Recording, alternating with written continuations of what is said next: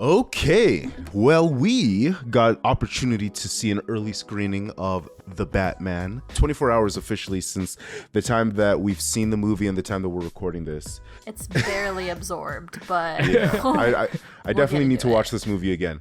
But this is going to be a spoiler discussion. We're going to go into the details of this movie, so hopefully you've seen it. You can enjoy this discussion with us. If you haven't seen it, be sure to save this video and come back later once you've seen it. But yeah, we're going to get into it. The Batman. What did you guys think? I'm just going to go ahead and say that I liked it. I really enjoyed it. You know what? No, I loved it. Anyone else? I appreciate the enthusiasm. Yeah, I enjoyed the movie overall. I didn't think it was the most amazing Batman movie. I still think that's The Dark Knight for me personally, but the aesthetic quality of this movie is certainly beautiful and like awesome to see. And I love the intro scene. Yeah, I think that's the consensus is that like it's one of the all-time best like openers in a movie that there's been in a long time. And like it might have been the best part of the movie, to be honest. I don't know if anything else held up to it. I think that the movie itself it lives up to that opening scene in my opinion, but I will say I will agree with you. I don't know that I would necessarily put this at or above The Dark Knight. I have to rewatch this movie. I have to let it sit for a little while longer. I wouldn't put it at that level right now, but hey, opinions let's not change. make this a comparison thing. Let's talk about just this movie. Let's start off with just the pros of this, like what we really liked about this movie. And again, I'll say it again. The aesthetic of this movie is pretty awesome. It's pretty incredible. Yeah. Like Yes. the cinematography alone during some scenes were just a great spectacle. Like I would go back just to watch those. Yes. Yeah, absolutely. I love stylish films. I love style in films, stylized films. Anything with style I'm into, and it definitely shined through in this one. And you've got to, because like Gotham is kind of its own character. The city is alive, and like if you're thinking about all the media, Batman stuff out there, the games, animations, the other movies, I feel like this film really hit the nail on the head as far as like showing a really accurate Gotham. It's dark, it's gritty, and they showed like a modern Gotham that was really reminiscent of like Times Square in New York in some parts, and then you go to like the darker, grittier slums, and it's like, okay, there's the balance, there's like the balanced, well-rounded Gotham that I wanted to see. Yeah. And I love seeing it. One of the great things about the Batman property is that it's so like when they do it well, I feel like there's a timeless aspect to the Batman where he has like you live in this city of Gotham and it could feel like it's the 70s, but then at the same time it feels like it's modern day. And I think that they did that, they captured that perfectly in this film. Yeah, I want to talk about. Let's talk about Batman. Robert Pattinson's Batman. How do you guys feel he did as a whole? Is he just a Twilight boy coming here, to be emo Batman, or how did you guys feel about it? I honestly liked him better in the suit versus out. That's just personally. But he was in the suit for most of the movie. Like, exactly. So there's that. I think it's funny that you say that, because I think one of the main gripes that I'm seeing out there is people saying that like, oh, he doesn't have like his Bruce Wayne persona. I wish there was more Bruce. But for me, I think this version of Batman that he showed us, he owned it, and like I really appreciated it. So if he does, incorporate the Brucey Wayne persona sometime down the line, like sure, like let's see it. But like for what it was, I thought it was good. I thought he was perfectly fine, and like Robert Pattinson's a good actor, so like he's proven this time and time again. Yeah, I believe that they perfectly captured the character of Batman in this film, so much so that this is now, for me personally, the best on-screen Batman that exists. I won't say that the movie itself is like the best Batman movie, but as far as the character of Batman, this is the best for me. This is the best portrayal of Batman. Maybe in live action for sure, but like for me personally, I like the Batmans in like the animated shows in Justice and Justice League. I'm not necessarily considering those. I'm considering Ben Affleck and Christian Bale. And I'm not mad at it. Gotcha. I think you have a point when it comes to live action Batman. Yeah, because I think like for me the gold standard are like those shows, and also the Arkham games. I really like that Batman. Yeah. Mhm. Like Yeah, of course. that's sort of the gold standard for me, and I always look at that as, you know, that's the Batman I really love seeing. Yeah. And I don't like always doing comparisons because obviously each movie does its own take, but this one in particular, when he was just like Bruce Wayne, like out of the suit, he didn't feel as much like a mature Batman, which is fine because this is like just his second year being Batman. But I wanted to see a bit more, I felt, from like the Bruce Wayne side of things, even though technically Bruce Wayne is most of the time just Batman. Yeah. It's not clear if that was purposeful, but I feel the same way. He just felt very like something was off, like lost in his like Bruce Wayne persona, like outside of the suit. Almost like kind of boring, but like I know that they were just accentuating like him in the suit. But I mean, I agree, like this was a really great Batman portrayal.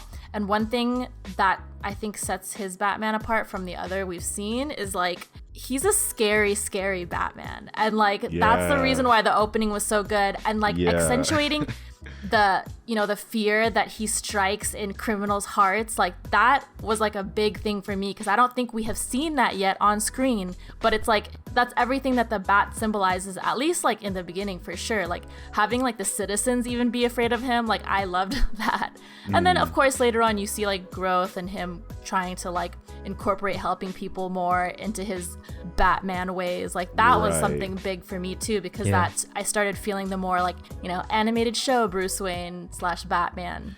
Right, and regard. I assume that whatever future that this Batman grows into, he will figure out a way to utilize that symbol of hope that we see at the end of this film and incorporate that into his Bruce Wayne persona. Yeah, I assume that that's you know what I thought Batman will go. When he said that, and he was like, hope, I was like, man, you're taking that from Superman. yeah. Hey, we need a Matt Reeves Superman film. Hey, think Man about of it. Steel. Hey, They're biting off that Man of Steel. maybe. But real a symbol. quick, one almost gripe I've had with the other Batman films, I guess, are just like iterations of Bruce Wayne, is like I always wanted him to have like a subtle Gotham accent. Like the only other Batman that I feel like I remember doing that recently was Ben Affleck, and he only did it when he was like, you know, acting as like Bruce Wayne. But Gotham I don't know. accent? Yeah, no, well, I mean like a New York accent. Like, you know, like I mean he was born and raised there. It makes sense for him to like kind of like speak colloquially and have like a little accent, and like Robert Pattinson kind of really incorporated in that like I don't know, I just thought I like that kind of attention to detail from Mar Pats. I appreciated it because I, you know, hasn't been done before. Nice. How did you guys feel about, because for me personally, one of the standout performances was Paul Dano as the Riddler, and especially in that once it gets to that third act of the film, his character really shines. He really loses it. Yeah, when he's like, oh man. So this is one of the interesting things about this movie is, and we know this, that the whole thing of Batman kind of low-key inspiring these crazy villains to come out of the woodwork, and he kind of creates his own rogues gallery, or they're all like pseudo representations of different aspects of Batman's personality. The Riddler, the interaction, the relationship between Riddler and Batman in this movie was so well done, in that they show how they are connected, and how Bruce Wayne how Bruce Wayne through Batman kind of caused Riddler to be born. I thought that was really a fantastic way of doing it. I mean, the parallels were great for sure. Like the beginning scene where he had the binoculars, where Riddler has the binoculars, and then later in the other scene where Batman is spying on Catwoman. It's like a very similar thing. And then the whole like vengeance line between Riddler's follower and then like Batman hearing it and realizing, shit, I probably need to change. Yeah. So that great parallels between the two characters, but I do feel like Riddler's motivations still stem from obviously the corruption and whatnot, and not necessarily like he was inspired by Batman, but his motivation was caused by Gotham, which technically I guess is Batman's reason for doing his thing too. But I wouldn't say Batman necessarily is fully responsible of creating Riddler. It's more so he inspired Riddler to take action. Yeah, no, he's not. He's not like to blame or anything like that. But it is interesting that like if Batman wasn't a thing, I don't think there would be a Riddler. Yeah, I mean, you bring up a good point. It's a classic story that like the whole Rogues Gallery, like they kind of are like in one way or another tied to like Batman and his life, and like they wouldn't be a thing if he didn't start fighting crime, you know, like that's a big thing in the comics and other stories. So yeah, if it's a subtle nod to that, then yeah, I agree, it was done very well. Yeah, one of the other characters that is a standout in this movie is Selena Kyle, Zoe Kravitz. I mean, yeah. What is there to say? No, she looks so good. Great. You have no idea. And I think the way she moved specifically, like when we are first introduced to her, like she really was like walking like a cat. I was like, okay, I see you.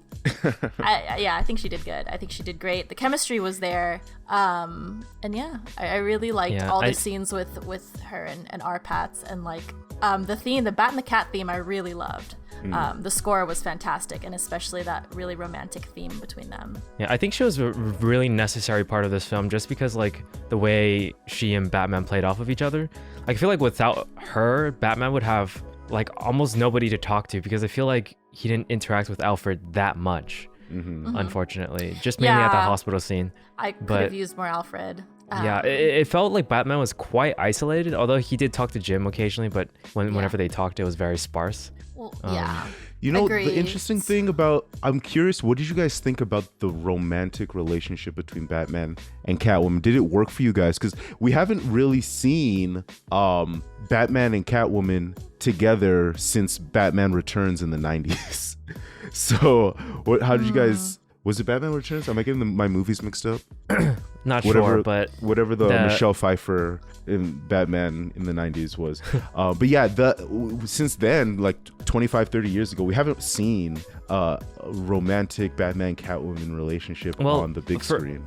Yeah, I guess on the big screen. But for me, whenever I watch like the animated stuff and the movies, they tend to be like together. So to me, it's normal. So I guess because of that, I have a bias. Yeah. And I accept it We're easier. primed to like think like, oh, they belong together. Right. It's different though in the animated version, because they don't necessarily have to do as much work because it's already an assumption. But in this like in the movies, you have to do the work to make the romantic relationships work. It was a little quick, but I mean, when you go through like traumatic circumstances with someone and they're really you can grow really close with someone really fast. Plus, I mean, just look at Zoe Kravitz. Like literally anyone would fall in love with her. Like what? I'm almost like a little baffled that she was really into Batman, but I don't know. Maybe she just has like a thing.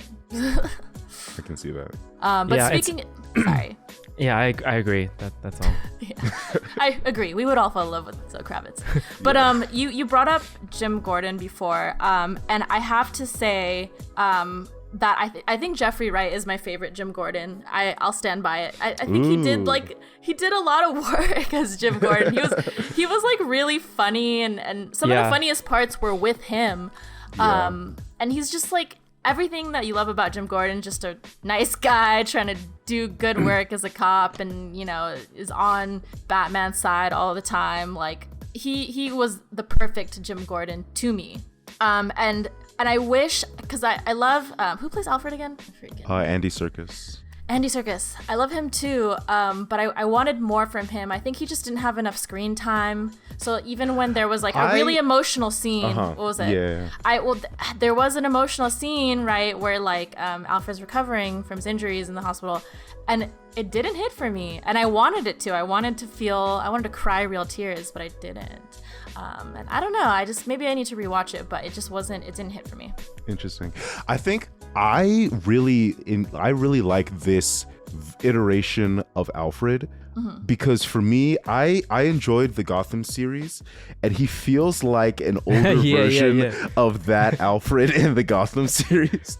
Where for real. He literally, like, this is a guy who is ex-military. He knows his stuff. He's helping Batman with deciphering Riddler's codes. Like, this guy, like, he's really in there. You can tell, like, okay, he trained Bruce from a young age, and that this is Yeah. the unspoken history. Oh, I agree. Yeah. I love all those aspects. I think emotionally, and maybe that's just the relationship they have, and that's just, I'm gonna have to make my peace with it, because this is, you know, a different Alfred Bruce duo than we've seen in any other film. But like, just for me, like, I guess I wasn't expecting it. I didn't watch Gotham, so.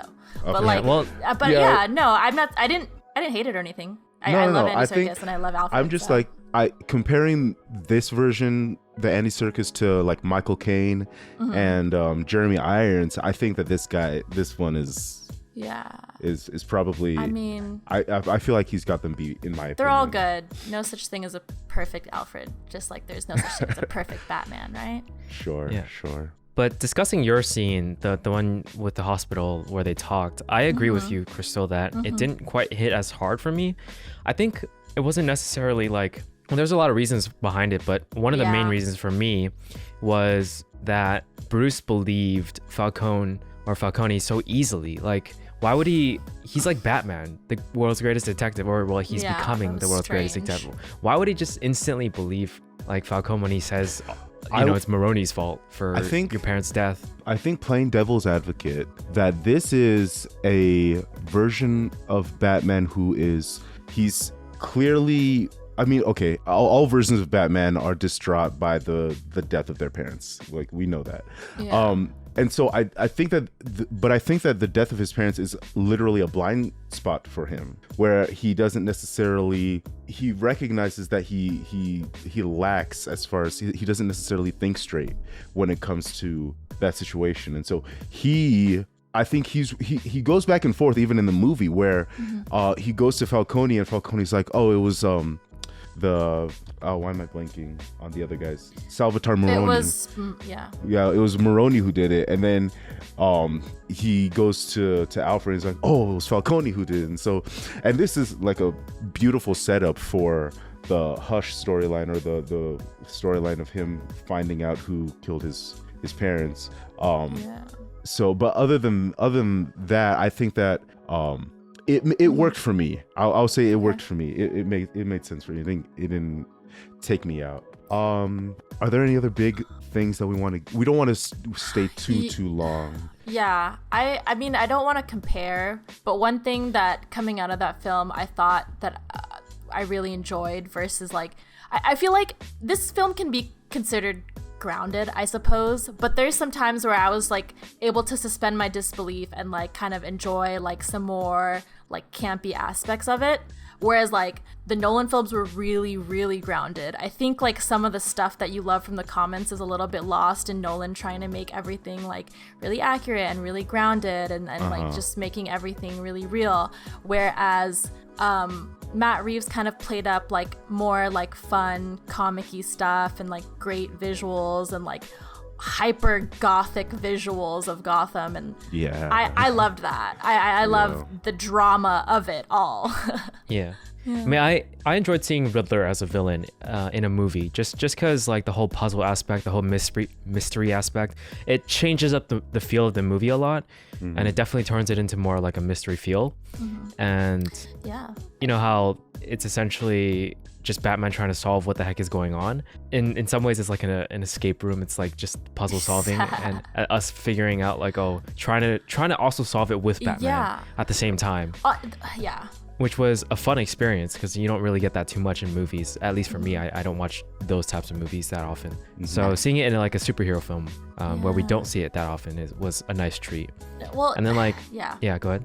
No, it's funny that you bring that up, because like as a film lover who likes to like watch a lot of different stuff and different genres of films, like I also love that there was influences of stuff like that, like film noir, mystery, right, things like that. But then there was also like Western themes with the music, and then like when he walks around, it kind of sounds like he's got like spurs on his boots. The music was really so great. Western. Like that was one of the things. Like when they dropped the music early on, I was like, this feels like a Western. Yeah, to incorporate comic and Western and film noir, like that's really great to me, because I love all those things, and it almost feels like Tarantino-esque sometimes with how stylized it was at certain parts. Score was amazing. Sound design was amazing. Like all the fight stuff, you could hear the hits. IMAX, great. Great fight scenes. Yeah. Yeah. Great fight scenes. I think one of the things we haven't talked about is Penguin, Oswald Cobblepot. How'd you guys feel about Colin I Farrell? love that scene with him and Jim, like after capturing him in the freeway. Mm-hmm. When he's waddling away on the zip ties. Yeah, Colin Farrell killed it. I'm not even gonna go into it. He just killed it. That's it. He did really good. He did and he's great. gonna get his own HBO Max series, Yeah, right? Which is he's getting his own interesting. series. Oh, We'll see really? how that That's goes. crazy. Yeah.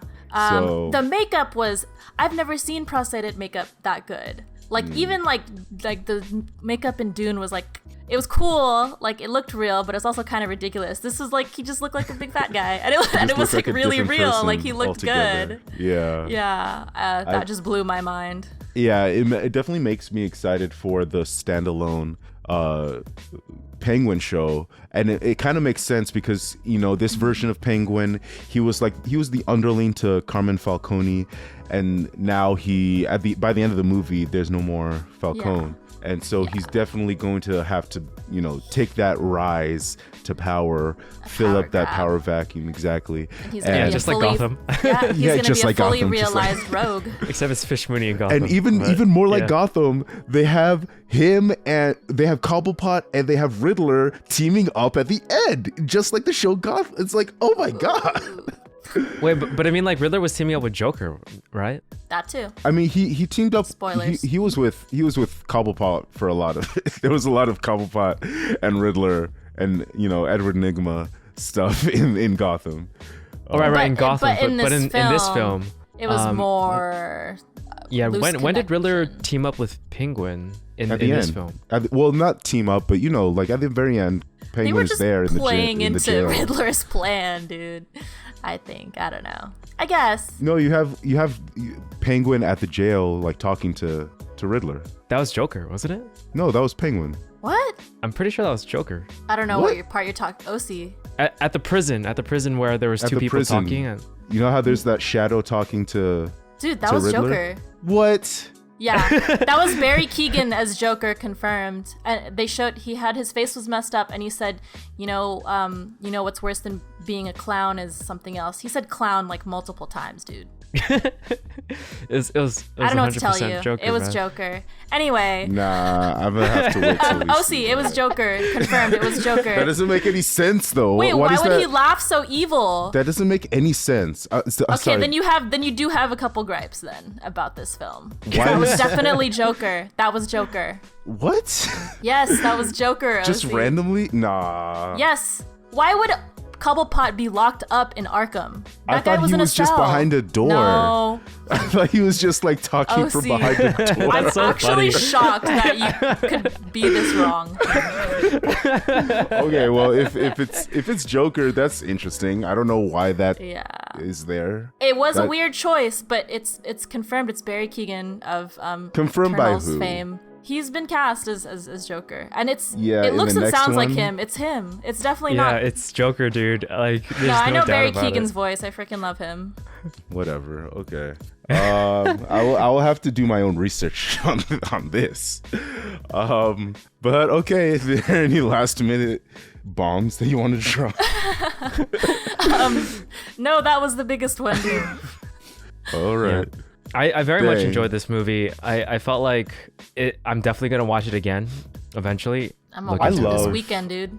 Yeah, I I need to see it love- right away again. I love long movies. Like I love epics. Like long epics are my thing. Especially like they have to be good, of course. And I think that this, classifies as a good movie. And so for me, the length doesn't bother me as long as it's Yeah, it flew by, and like for me, it flew by, and I like wanted more at the end. Even though I was telling you guys this, like there were times where I was like, oh, the movie ended. I'm like, oh wait, it's still going because there It's was still like a bunch going. of short scenes and weird transitions. Yeah. And I was like, I wonder who edited this and who made this choice. But like, I still wanted more lore. I still wanted more of the story. I wanted to go on, and that's just how much I enjoyed it. Yeah, we didn't even talk about the ending that much. Like, how'd you guys feel about the flood stuff? Like, at the Great. very I end? mean, visually crazy. I don't know how they caught it all, and the final fight scenes. One of our friends mentioned how like it's kind of ridiculous how the city left like a few spots to be exploded and then like cause a flood. Like, Well, no, it was no those security were the around that. dams, right? Yeah, it's like the